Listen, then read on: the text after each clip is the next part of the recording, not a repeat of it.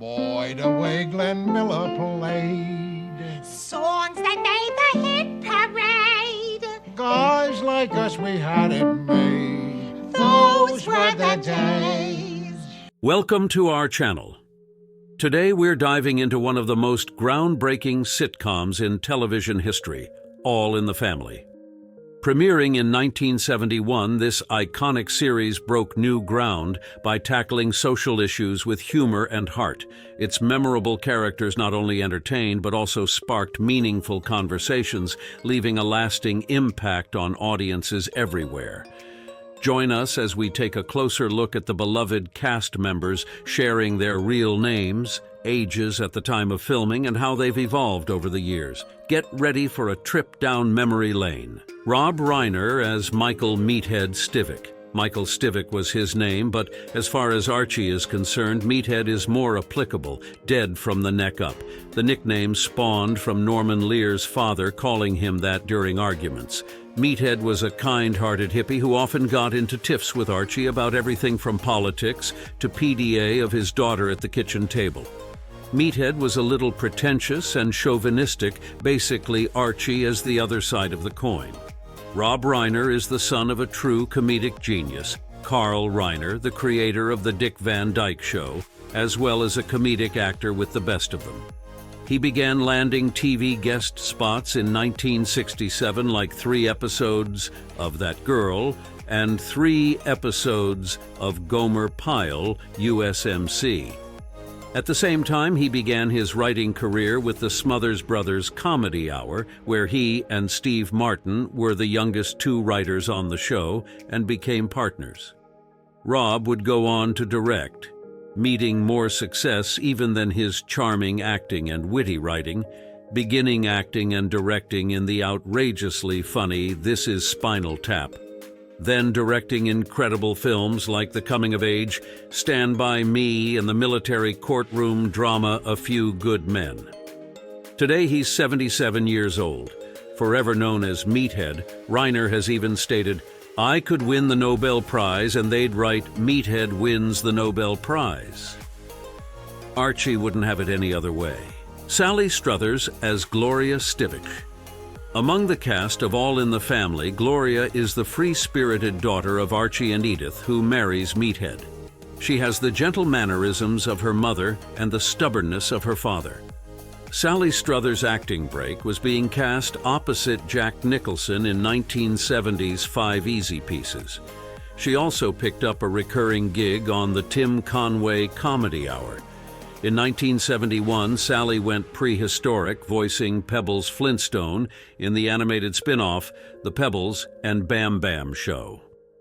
Following her success in All in the Family, she got her own chance for a spin-off with Gloria, but it was canceled after 1 season. We later saw her in the show 9 to 5 for 52 episodes, before she went back to voice work primarily, this time as a series lead in the Jungle Book spin-off, Tailspin, and then voicing Charlene Sinclair in the great 90s Jim Henson conceived show, Dinosaurs.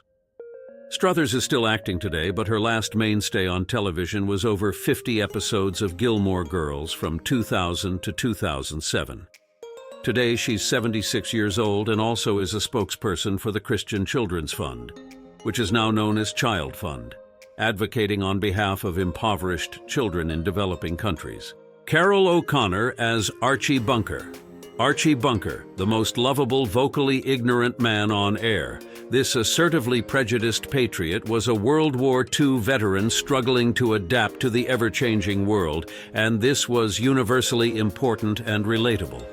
But so much credit for the development of Archie goes to O'Connor himself, who pressed creator Norman Lear to not have Archie remain unfazed by countless meathead arguments or back and forths with Lionel Jefferson.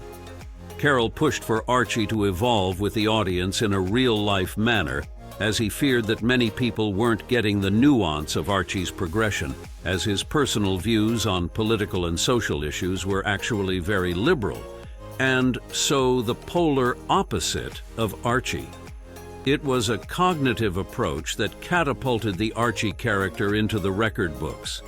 O'Connor's career began in 1960 with 2 episodes of Sunday Showcase. He continued with guest spots throughout the 60s until his breakout role of Archie Bunker, for which he won 4 Emmys. But Carroll was also obtaining smaller roles in films like 1963's epic Cleopatra, the John Wayne-led Pearl Harbor aftermath film In Harm's Way, and a co-starring role in the Lee Marvin 1967 thriller Point Blank. After All in the Family, Archie's tale continued through Archie Bunker's Place, on which aired that terribly sad episode where Edith died. He later led yet another widely popular series starring in the police drama In the Heat of the Night, for which he was also executive producer and a writer. Sadly, O'Connor's later life was plagued by tragedy, as his son, Hugh O'Connor, who also appeared on In the Heat of the Night, committed suicide in 1995 after a battle with drug addiction. Carroll used this tragedy to spark change, devoting the remainder of his life to advocate for drug and addiction awareness in PSAs. He also went on to successfully lobby California to pass the Drug Dealer Liability Act in 1997. Carroll's final acting appearance was in 2000's romantic comedy Return to Me, as he sadly died the following year at the age of 76. One thing's for sure, Carroll O'Connor is among the television greats in more ways than one. Jean Stapleton as Edith Bunker. You can't not smile when you hear Edith Bunker's cheery, aloof, and happy-go-lucky demeanor. A bit ditzy, sure, but kind-hearted, Edith proves to be somewhat of a force, too, as she sometimes takes a stand against Archie and his insults. But their unique marriage was strong, and above everything, they loved each other deeply. Stapleton started on Broadway at 18 and rode stage gigs to the silver screen, recreating her musical part in Damn Yankees for the Tab Hunter film in 1958. In 1967, she co-starred in the film Up the Down Staircase, and then she turned down Mrs. TV from Willy Wonka and the Chocolate Factory to become Edith Bunker. Certainly a tough choice, but one that rewarded her with 3 Emmys and 2 Golden Globes victories. Jean did well after Edith departed Archie Bunker's place. In fact, she and Whoopi Goldberg co-starred in the 1990 series Baghdad Cafe, based on the 1987 film. Then, in one of her final gigs, Stapleton played Bertie Conrad in the Tom Hanks, Meg Ryan rom-com You've Got Mail. Bertie encourages Meg Ryan to lead the life she wants, even if that's wandering into the unknown. A lesson she seemed to live by herself.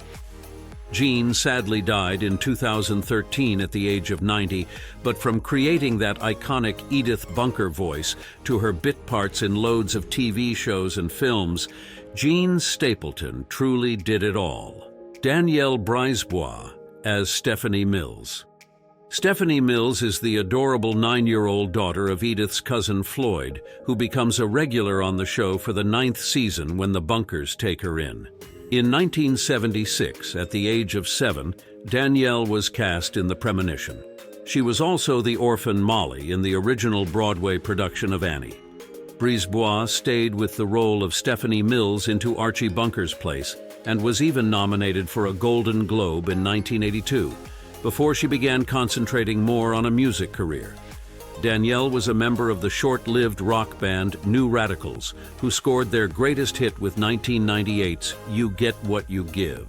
She also recorded 2 solo albums in the 2000s. She and her songwriting partner Greg Alexander were nominated for an Academy Award for Best Original Song in 2015 for the film Begin Again. Today, Danielle is 54 years old and keeps fans updated through Instagram, so give her a follow. Mike Evans as Lionel Jefferson. Lionel was the first taste of the Jeffersons, and lucky that Norman Lear didn't get his first choice of Blazing Saddles' Cleavon Little for the role. Evans was just a college student majoring in drama, but with no acting experience when All in the Family producer and director John Rich hired him for Lionel. Mike left the Jeffersons spin-off after 1 season but had a lot on his plate, being one of the creators and writers of the series Good Times. In later years, he was also a real estate investor and owned properties in California's Inland Empire. Sadly, Mike died of cancer in 2006 at just 57 years old. Rest in peace. Who was your favorite member of the All in the Family cast? Write your opinion in the comments, friends.